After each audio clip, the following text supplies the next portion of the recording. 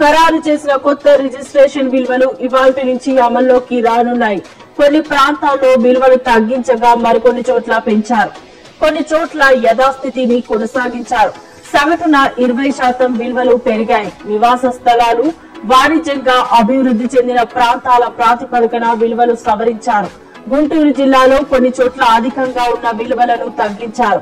గుంటూరు శివారు Nallapadu sub registrar కార్యాలయ పరిధిలో ఎకరా పొలం రిజిస్ట్రేషన్ విలువ 1.96 కోట్లు ఉండగా దాన్ని 30 లక్షలు చేశారు.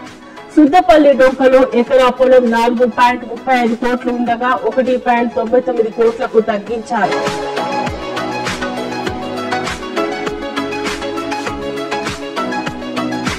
విజయవాడలో 3% నుంచి 9% వరకు విలువలు పెరిగాయి. విశాఖలోను పలు ప్రాంతాల్లో రిజిస్ట్రేషన్ విలువలు పెరిగాయి.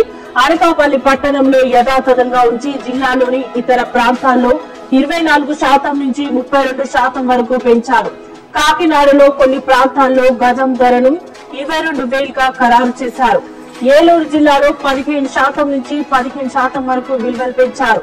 డాక్టర్ అంబేద్కర్ కోనసీమ ప్రకాశం జిల్లాలోనూ ధరలు పెరిగాయి. రాష్ట్ర వ్యాప్తంగా నిన్న సబ్ రిజిస్ట్రార్ కార్యాలయాల్లో రద్దీ పెరిగింది. గురు శుక్రవారాల్లో కలిపి సుమారు 220 కోట్ల వరకు రిజిస్ట్రేషన్ ఛార్జీల రూపంలో ప్రభుత్వ ఖజానాకు జమయ్యాయి.